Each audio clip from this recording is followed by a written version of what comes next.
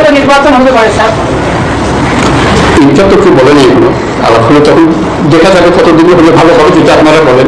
এটা তুমি কারণ এমন নয় যে এটা আমি এক্ষুনি করে দেবো, বললে করে দেবো, কি আছে? যে করলে ভালো হবে কি ভালো হবে না সেটা আপনারা বিচার করেন, আগে নিজেদের চিন্তা করেন কতদিন হলে ভালো হবে।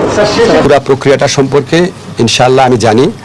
আমি আমার সাধ্যমতো চেষ্টা করব সংস্কারের আকাঙ্ক্ষা এবং নতুন নির্বাচনের আকাঙ্ক্ষার মধ্যে সমন্বয় করে, যেটা যতদিন থাকা দরকার ততদিনই থাকার আমরা থাকবো, বেশিও না কম।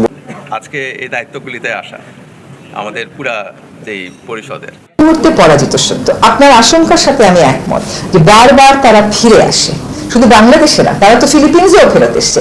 তো আমার সিস্টেম, আমার প্রচেষ্টাটা থাকবে সিস্টেমটা এমন ভাবে ডেভেলপ করা, এমন চেকস অ্যান্ড ব্যালেন্স রাখা যেখানে ফেরত আসলে আর সুবিধা করতে পারবে না।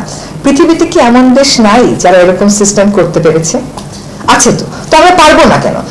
আমাকে ভয় দেখিয়েন না, আমাকে সাহস দেন, শক্তি দেন। সময় কতদিন পাবেন বলে মনে হয়? সময়টা এখন বলা যাচ্ছে না।